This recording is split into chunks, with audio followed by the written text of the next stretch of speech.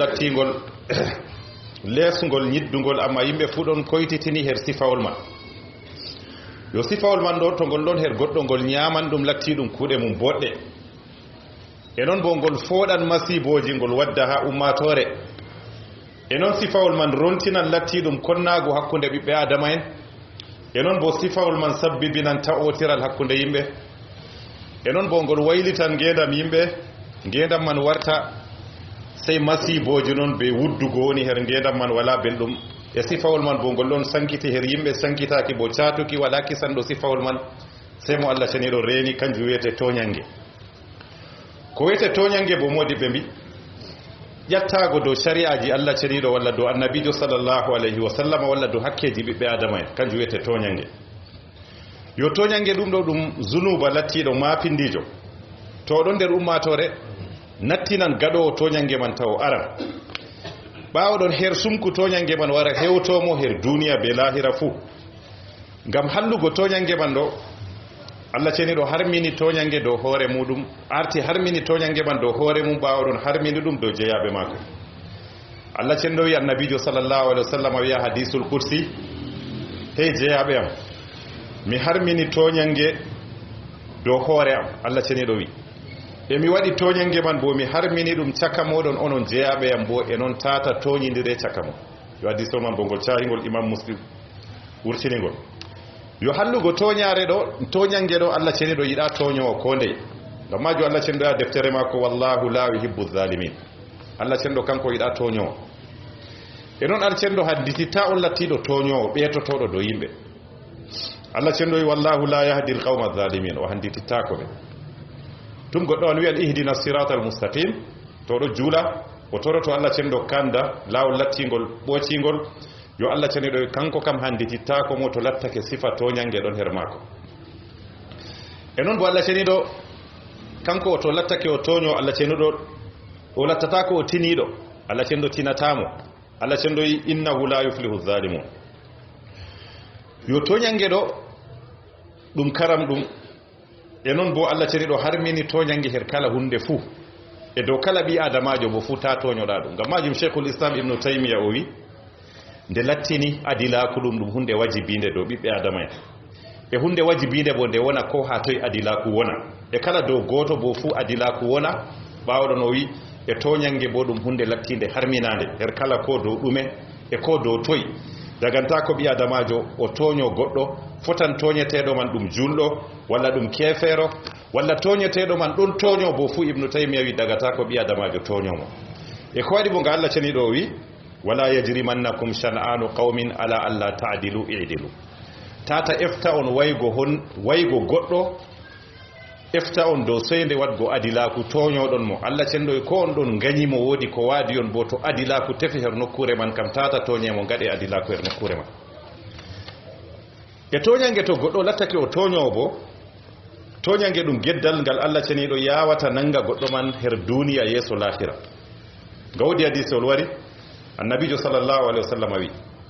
wala zunuba ka ɓurata handugo ka Allah ceniɗo yawata nanga jawmum her duniya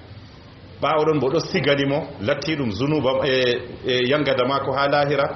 bana toñange goɗɗo to ɗo toño Allah ceniɗo nanganmo iga duniya ɗo ɗon ɗum renata lahira en ɗon giya bo ɓurnal fuu e noon bo ɓe ta'ago sombo fuu Allah ceniɗo wi Allah ceniɗo yangi annabijo wi Allah ceniɗo yangitanmo iga duniya yeeso lahira yo be sababu toñange a tawan Allah ceniɗo halki galluje ummatoje lattiɗe caaliɗe ngam majo Allah ceniɗo wi min kalki ɗuɗɗum nder galluje ummatoje caaliɗe be sababu toñangeji ɓe gaɗata dow ummatoje maɓɓe wakkati ayaje garani ɓe e ɓe lattaki ɓe nuɗɗinayi ayaje man bo noon Allah ceniɗo warjoto ɓen lattiɓe bigɗuɓe ɓen toñiɓe ko e muɗum yo toñange man bo na gotel toñange man ɗo ɗon darjaji feere feere ha dina meɗen wodi toñange ɓuranɗo mawnugo wodi tokkiɗo wodi tokkitiɗo ngam majum wodi ɓe mbi toñange ɗon mari none jur toñange ɓurdango mawnugo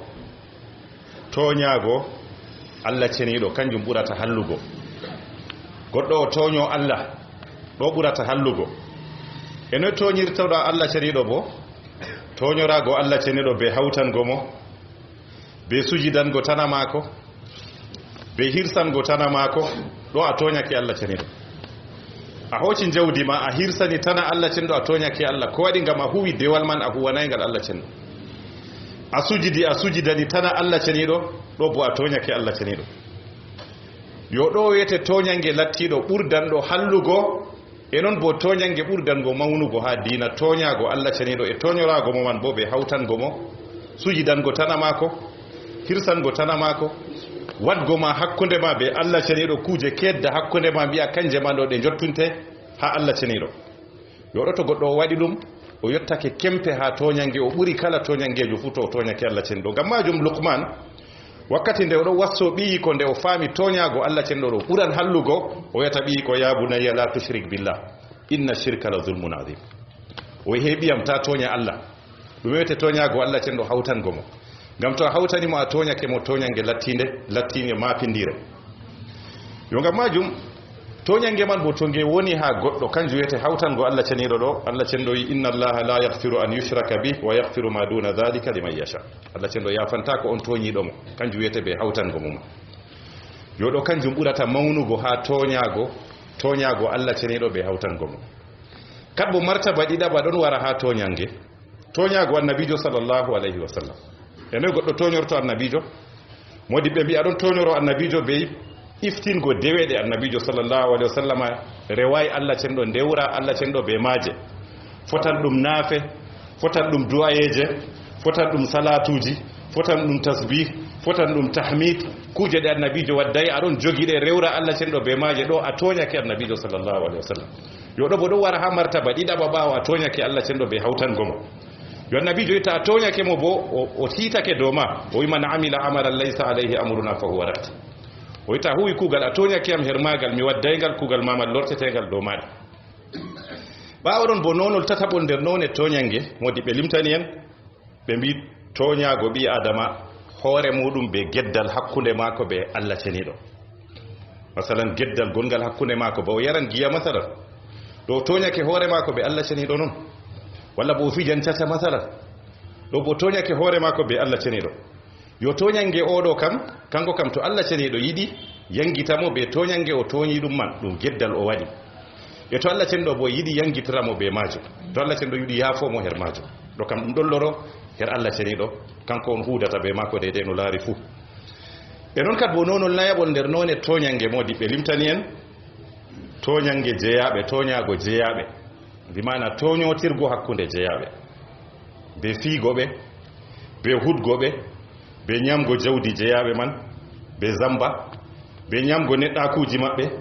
be rufgo ƴiƴele lattiɗum jeeyaɓe be lattiɗum ñoogoɓe be yarugo tufle hakkunde maɓɓe ngam ha wadidiraɓe ɗo kam fu ɗum toñange e noon bo be musɓugo lattiɗum darja ɓi adamajo e noon bo be sabbitingo ha yobgo ñamade hawtade goɗɗo man o wawan yobgo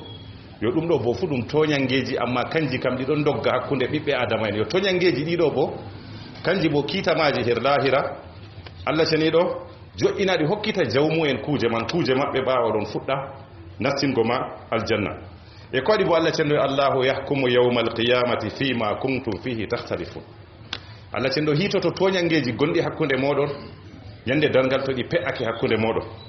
yo waɗi hadisol bo imamul boukhari wurtinigal toñangeji gonandi hakkunde ɓiɓɓe adama en ɗo annabijo sallllahu alih wa sallam wi to mumi en timmidiri be lattiɗum misaneje ɓe dilli ha ɓe nastoya aljanna annabijo wi hubisu bi qamtara ɓe padde wodi ha pongni woni hakkunde aljanna man be nokkure nde ɓe ƴummi her muɗum man ɓawɗo annabijo sallllahu alih wa sallam wi ɓawɗon batagal wona hakkunde mumini en man to waɗi goɗɗo toñi goɗɗo Allah cenɗo watanomo ɓawoɗon annabijo sallllahu alih wa sallam wi ha to toñange man ɓe gatani ɓe timmi ɓe laaɓi tal ɓawaɗon udinu bi dukhulil janna ɓawɗo Allah cenɗo duganoɓe ɓe nasta aljanna yo ɗo ɗon holla en toñange to ɓi adamajo toñake ɓi adama kam toñange man timmata sey to o watanama dow majum ɓawoɗon nder toñange bo toñago lattiɗum kuwowo fu nasta nder majum goɗɗo huwane masalan o hu timmina kugal mako ceeɗe mako ɗon lutti her ma ñaama ɗum ɗo bo ɗum dagata ko a sharia ɗum karam ɗum ɗon bo sankiti ha yimɓe annabijo sallllahu alih wa sallam wi yimɓe tato mi jokkiran be maɓɓe ñande dargal goto nder maɓɓe man annabijo goɗɗo o hooyi goɗɗo kuugal goɗɗo man huwanimo timmini ɓawo ɗon timmini kuugal mum fu ɓawo ɗon o ñaamimo ceede yoɗo ɗum ukko jur ha meɗen hakewel goddo wodi jawdi o peesorado non dum borol temerewol boro didi hakkunde mako be mason jowon walla be kazajo tawa o nyama cede mon ha o wiya mo ma ya hangidda fu mo kititama cede mon yodo hokkitay mo ha do go hokkitan mo ha kantarago ha ponyel biiden gongel ha lahirago be paddoto mo ha don be kuwanno mo man o hokkitamo dikkato o hokkiti mo igaro don o fofti buranan mo e don kad bo nastander zamba walla bo nastander tonyange wujjugo jawdi lattidi kumdi jawdi yimbe bana masalan wujjugo jawdi gomna kanjum mo nastander tonyange ko nga yimbe fu don koytitini do maaju goddo ya ngaden ne kocen non na je gomna na je meden la to a zamba ke gomna dikka zambago goto do zambago gomna ko di ngam gomna don jawdi am dum jawdi kumdi di nafan ummatoje fu ko di bodi hadisi wari annabi sallallahu alaihi wasallam noli wodi betedo ibnu lutbiya o nali mo hoce zakkaji ha yimbe o warta baawo don ibnu lutbiya gonde yehi ton jabi zakkaji go do warta o warti her annabi jo inda do kambe dokkiyam be cahiyam do boje yimbe je ummatore annabi jo dummi annabi jo berni dummi nde tawi dum kuje de ummatore man do wodi ko be ko her ton be dokkimo annabi jo dummi annabi jo sallallahu alaihi wasallam wi wodi yimbe fere min biyabe min nelabe be jaabe biya do je mabbe do je amin annabi jo wallahi ko muy hoyi her kuje deedo kuje ummatore deedo nyande dargal to dum jawdi o hooti walla to dum nagge o hooti walla hunde de o hooti fu hunde on wara nyande dargal dollata bo be luwe mudum bi mana don hawa mo be luwe mudum yo hadiso do modi be ko ibe bi wujjugo jawdi lattidi kumni ndi yimbe kutinirta her mudum kanjum man do tonyange man do buran hallugo do lattigo wujjugo jawdi lattidi afrad di yimbe yo baawdon bo nder tonyange kat bo nyamgo jawdi atimejo annabi jo sallallahu alaihi wasallam do innal ladina yakuluna amwalal yatama zulman inma yakuluna fi butunihim nar e don nasta nder tonange jattago do keri kanjum wodum don heewi ha meden do sakko ma pattule de ngala calaaje goddo ande a kerol mum woni non wara joddina bonnere ha babal goddo nga ha nyamta babal mako yo to a tonyake mo banni a andi bo a tonyake mo annabi jo sallallahu alaihi wasallam wi man zalama qida shibrin min al-ard tuwiqahu yawm al-qiyamati sab'a aradin annabi jo ko moy toni godde de hapakande ha lesdi o nyami o andi o toni mo nyande dangal Allah cendo tarna mo ha der yite de de bedi lesdi jeedidi yodo bo fu dum don sankiti dum don wada bi adamajo remto dum kanjum bo dum tonyange yo to tonyange sankitake ha der yimbe bo wodi ko dum rimata wodi ko dum danyata to me don tonyotira caka mudu nder ko dum danyanta ummatore julbe jippago masiboji be ko yimbe ngani toro wadata ko weti fu nyawji masiboji billaji ha ngenda dum do fu yimbeji do cinkadu yo yimbe cinkadu amma cinkata ko wadi sababu man urnal fu ha goddo yama gaden ne duwa na billa man dudi ta gaden duwa ndaren sababuji ko wadi hunde man do wete solution man duwa kam do wade bawo to sababuji man itama to di timmiro bawo non banta duwa toroda Allah cendo jabante amma nder cobe non biya gaden duwa do don do Allah cendo jabata inna Allah tayyibul la yaqbalu illa tayyiba yo ngam majum kuje lattide tonyange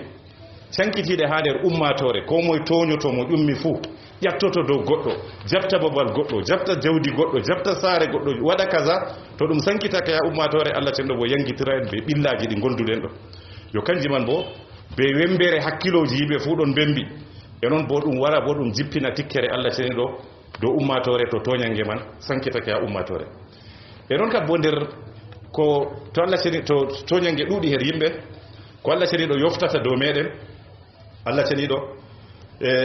halka lattido on toñido man be du'a toñaado ya kefere goddo toño to o lara o masalan do odo man o jalake mo amma Allah cenido kam kanyum kay yejjititta wa ma kana rabbuka nasiya toñaado man foti caka jemma banta jungo ya Allah am hisnam masibo odo Allah am halkana wayne wat kaza Allah cendo halkamo be sababu lattido du'a lattido on lattido toñaado ga annabi sallallahu alaihi wasallam wakkati o nedi mu'asa yaman o wi'ata mo ittaqi da'watal mazlum renta du'a toñaado goddo to o toñama renta du'a mako ya kefere goddo toño to goddo ya haba be toñange man kam fu tawa o jalake dum o wawata habgo be mako amma Allah cendo kam jabanto mo du'a mako to jabanake mo bo warta o minsititto dede ko o toñi mo do yo do bo nder batte lattidum on lattido toñotodo e non kat bo nder batte on lattido toñotodo yimbe ha nder gendam duniya walla toñoto Allah cendo walla toñoto annabi sallallahu alaihi wasallam kuude mako bodde ko ete nyande dargal ko ado huwa kuude bodde dudde ta ɗon toño Allah cendo ho akuɗe maman hokkita ɓe toñiɗaman bana wari hadisul muflis annabi sallallahu alaihi wasallam on andi mo wiyete luwaɗo na ɓe mbi luwaɗo kam mo wala ko sunku annabi ɗo kay luwaɗo kam on garanɗo ñande dargal be kuuɗe bana misel jibal bana koseje amma wara o huɗi wayne o zambi wayne o rufi ƴiƴam wayne o waɗi kaza waɗo annabijo ɓe kuwa kuuɗe mako boɗɗe boɗɗe ɓe dokkita ɓeyago ha lutta kalluɗe ɓeyago ɓe kowa ɓe jowamo ɓawɗo annabijo ɓe cakkinamo ha nder yiite yoɗo bo ɗo ɗum batte nder latti ɗum to ɓiɓɓe adama en ɗon toñidira caka muɗum yo ngam majum derɗaɓe kala julɗo fuu o rento toñange ta o toño e toñange arande nde o larata bo toñago Allah ceniɗo be hawtango ɗum ɗo o rento ɗum ɓawɗon o rento toñago annabijo sallllahu alayhi wa sallam be ferrango annabijo ko wadday ɓawɗon bo o rento toñago hoore mako be gedde ɓawɗon bo o rento toñago jeeyaɓe Allah ceniɗo be ƴattago dow maɓɓe be jawle maɓɓe walla bo dow ƴiƴamji maɓɓe ngam toñange kam to waɗi fuu ɗum dañan hunde lattinde nde la yuhmadu uhba nde ragare muɗum yettatake ha dina walla cen ɗo fondu on reen en toñago jeeyaɓe